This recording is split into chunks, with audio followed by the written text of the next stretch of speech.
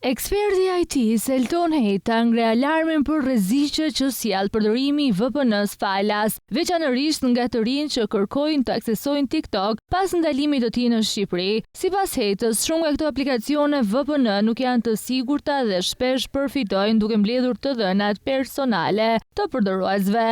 I vetmi ndryshim dhe i vetmi problem, domethënë ku edhe hakerat ndoshta mund të përfitojnë është kur ne shkarkojmë një VPN që nuk është shumë i njohur dhe nuk është një VPN që është miratuar nga standardet e Apple Store ose Play Store.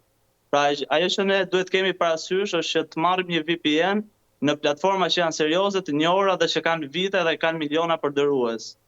Ajo që ne marrim me pagesë është më e sigurt dhe nga pjesa e pagesës që ne kryejmë përfitojmë përveç bllokimit të reklamave, pra aplikacioni nuk na shfaq reklama të cilat nuk i dëshirojmë, pra ne në fakt duam vetëm përdorimin e VPN pa reklama.